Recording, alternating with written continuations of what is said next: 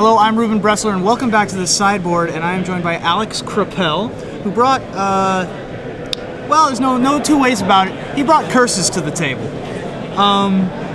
And I've been watching some of your games, and they are not only some of the most interesting games, but they've got to be some of the most frustrating for your opponents. Like, they're just sitting there going, yeah, well, I'm going to lose to this. And there's very little, like, it hits a very specific part of the metagame, which I think is very interesting. So tell us a little bit about why you decided to play Curses today. A lot of people think that I'm crazy whenever I say this, but Curses has a very good matchup against both aggro and control. And, I mean, both of the decks just kind of fold whenever the deck's working properly. Control will try to just win the game whenever they realize no one's doing anything. And at that point, you just answer their threat and play Curse of Misfortunes, and you just kind of steamroll the game from there. Right, so you've got a full play set of Curse of Misfortunes. Yes. Which is the Curse Tutor. It's like the enduring ideal for curses. Essentially, yes. So you got the full 4 there.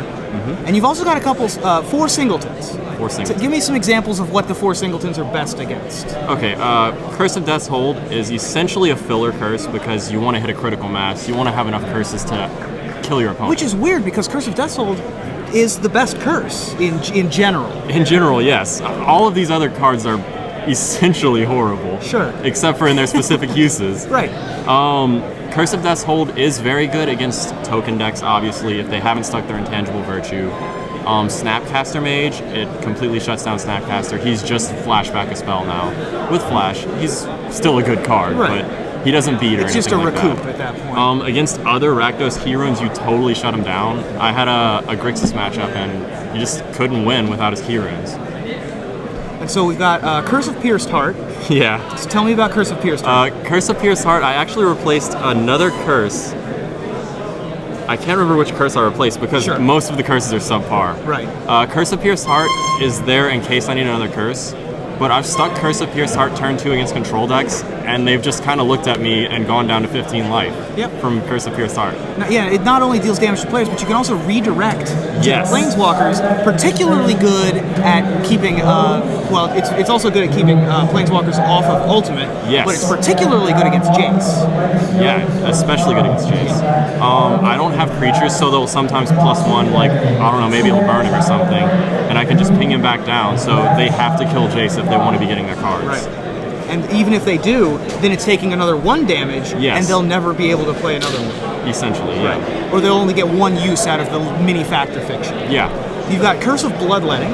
Tell me a little bit about that one. Curse of Bloodletting is a 1-sided Furnace of Wrath, and is totally backbreaking in this deck. Many games, they'll answer my Curse of Misfortune, and I cast Curse of Bloodletting from my hand and just kill them with Thesnia Bloodhaul.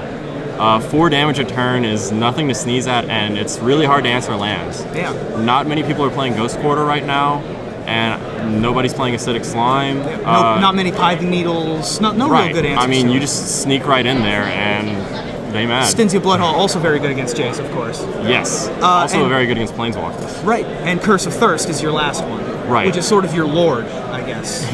Yes, it's Lord of the Curses. It's usually the first curse that I tutor for with Curse of Misfortunes. It just does damage equal to the number of curses on them, or double with Curse of Bloodletting. So usually I go 2, I get Curse of Thirst, they take 2. 6 after I get Curse of Bloodletting, and then I get Curse of the Pierced Heart, and that's 12 because they take 2 from Curse of the Pierced Heart.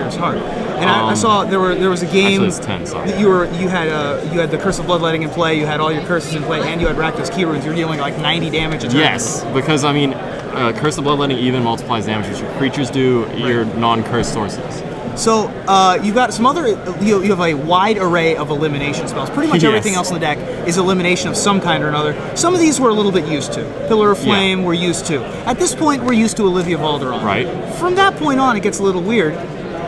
Specifically, I wanted to ask you about your Mizzium Mortars, which was getting a lot of hubbub before Return to Ravnica came out. It hasn't really been used much. I'm kind of surprised by that, but I mean, whenever you're trying to curve out in most decks, it is hard to overload Mizzium Mortar for 6, and paying 4 mana, 2 mana for 4 damage is kind of awkward.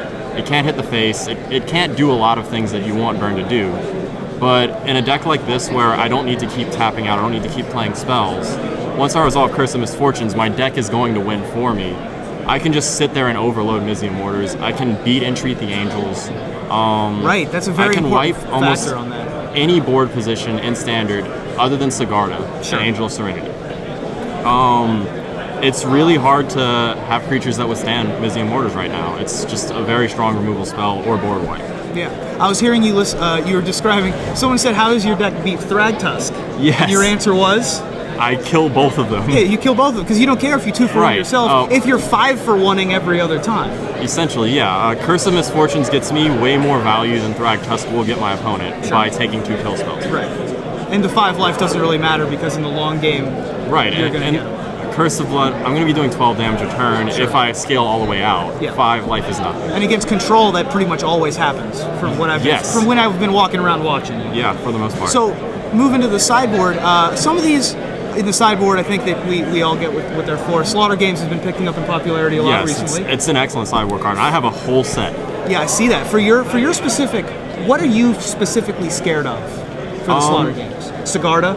Sigarda. It can be anything though. If I'm in a control matchup, I can just say entreat the Angels. Sure. Now they're not going to win the game. Right. I can say Detention Sphere, but also whenever whatever's a problem. anything that's going to shut me down. Sure. But what I really like about Slaughter Games is I can look through your deck, and because I'm boarding in a whole playset, I can find what I need to Slaughter Games, even if I'm just like, whatever, Syncopate. Yeah. And there have been games where I Slaughter Games Syncopate, and my opponent's like, yeah, you get 2 of them from my hand, and then I go get 2 more from their deck. That's pretty nice. That's insane value. Now, the other one I want to point out is Evan Irwin's preview card, which was Desecration Demon, because you can tap the card Yes. so your opponents don't have to, right? And that's why I think that's why they gave him that card. But so tell me a little bit about why you have Desecration Demons. Desecration Demon is just a really good creature to play if you're worried about your opponent's creatures. In some matchups, it's shaky, but you still want to board it in. Like against token decks, they still have to lose their own board presence to shut him down, and then once they can't, you're crashing in for a ton. Against Angel of Serenity, you stick Desecration Demon after, and they're like, oh, okay, well, I guess I'm going to get these cards back, and they aren't good enough either. Right. Against pretty much every creature deck that isn't zombies. Yeah. Then it gets chump blocked by a Gravecrawler, which isn't ideal. Well, they actually can't chump block, he has flying. Well, no, I'm saying Okay, the they stack into Gravecrawler it. gets stacked by Yeah, it. But I was sort of shortcutting. Yeah, shortcutting. But yeah, I mean, against you like have humans Annihilating decks that have Fire and been- Pillars of Flames, which you That's probably hit them with, the Gravecrawlers, because they're going to cause problems if you don't. True.